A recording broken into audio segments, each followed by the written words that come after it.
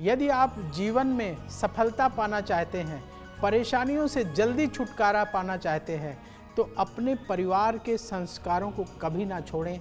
ये संस्कार आपको बहुत आगे तक लेकर जाएंगे। नमस्कार, भाग्य चक्र में आप सबका बहुत बहुत स्वागत है। मैं हूं प्रवीण मिश्र और हमारे साथ हैं पंडित शैलेंद्र पांडे जी। पंडित जी, आपका भाग्य चक्र में बहुत बहुत स्वागत है। नमस्कार। आज का कार्यक्रम बहुत खास है। पितृपक्ष की शुरुआत हो चुकी है। पितृपक्ष का क्या महत्व है, पितृपक्ष में आपको क्या करना चाहिए, किन बातों का ख्याल रखना चाहिए, इस पर विस्तार से पंडित जी से चर्चा करेंगे। तो पितृपक्ष की शुरुआत हो चुकी है। पंडित जी, बहुत सारे लोगों के मन में ये सवाल होता है कि ये हमारे पितृ कौन है, पितृपक्ष का क्या महत्व है।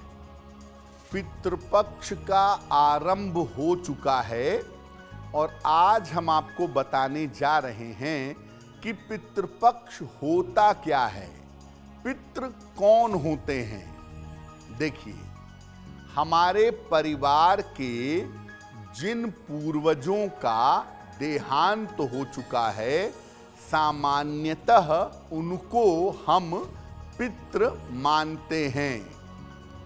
जब तक किसी व्यक्ति की मृत्यु के बाद उसका जन्म नहीं हो जाता, वो सूक्ष्म लोक में रहता है और ऐसा मानते हैं कि इन पितरों का आशीर्वाद सूक्ष्म लोक से परिवार जनों को मिलता रहता है।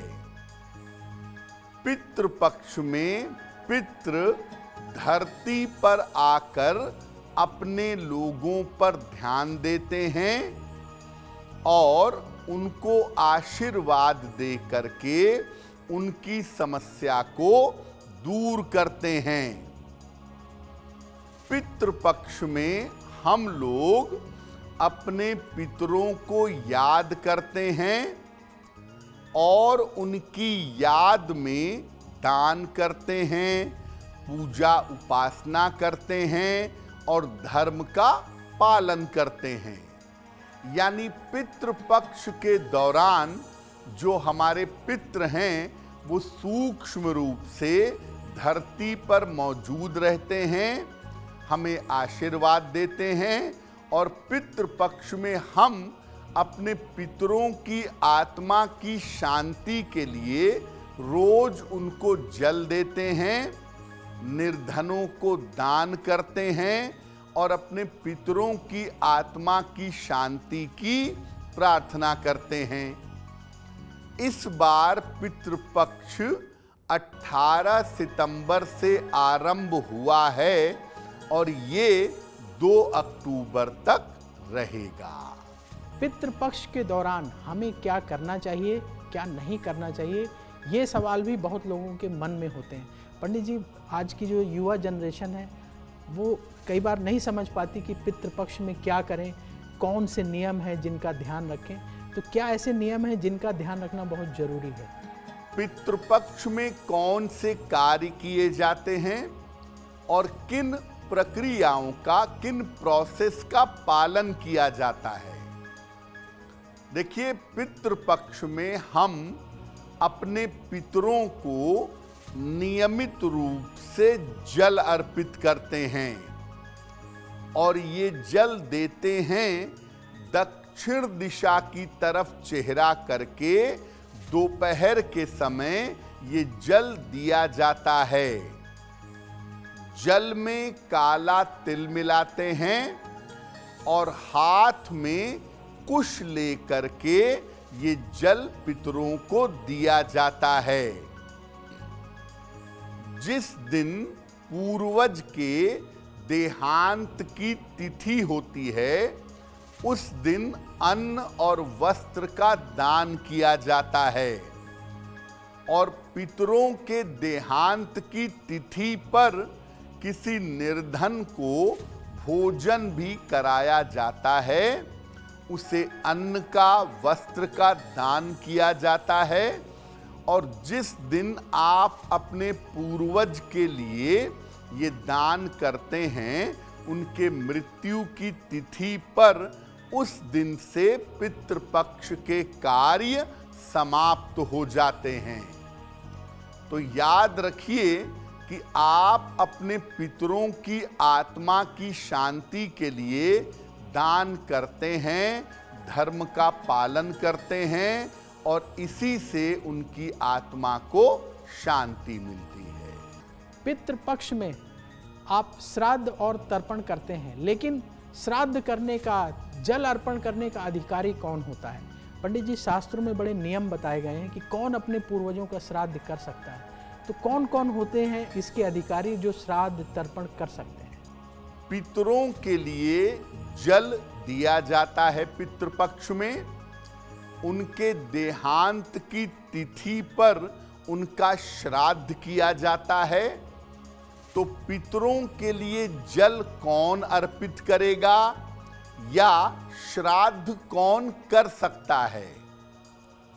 देखिए, घर का जो सबसे बड़ा पुरुष सदस्य है वो रोज पितृपक्ष में तर्पण कर सकता है, वो रोज पितृपक्ष में जल दे सकता है। अगर घर में कोई बड़ा व्यक्ति नहीं है तो घर का कोई भी पुरुष सदस्य ये तर्पण कर सकता है, ये जल दे सकता है।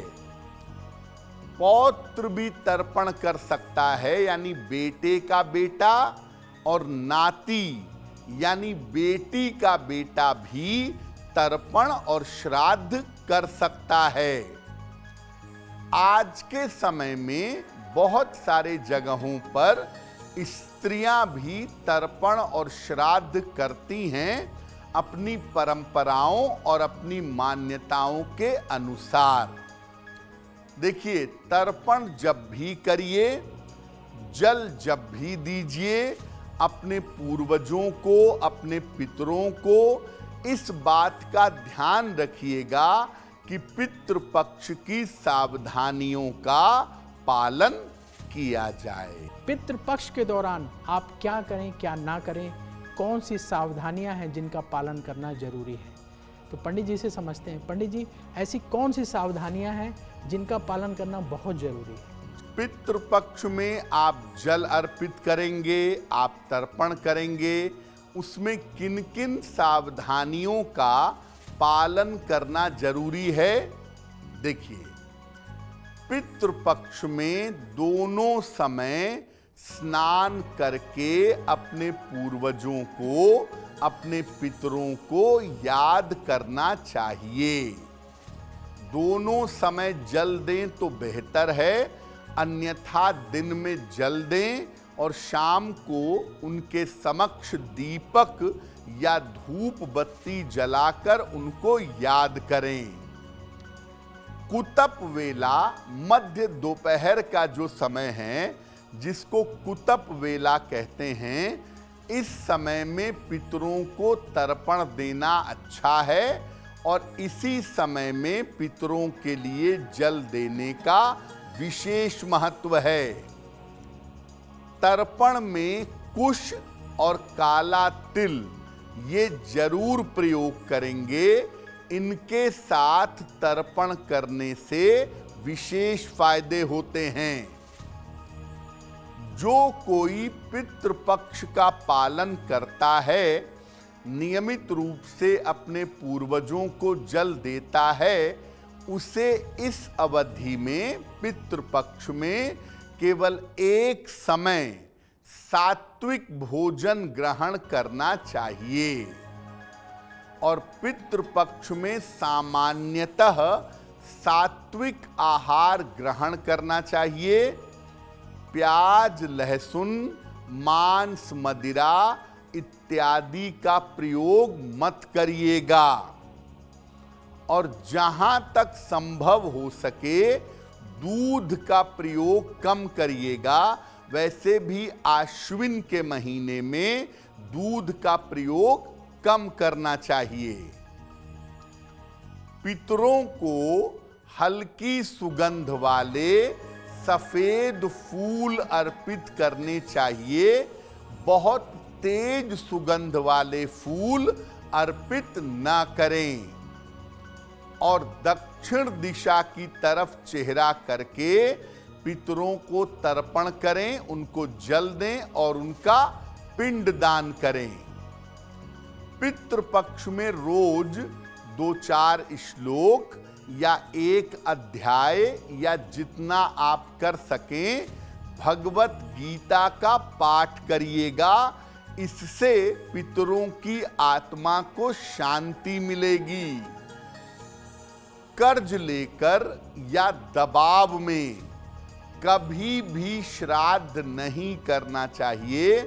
आपके शास्त्र ऐसा बिल्कुल नहीं कहते हैं कि आप कर्ज लेकर या दबाव में दान करें, कर्ज लेकर या दबाव में श्राद्ध करें।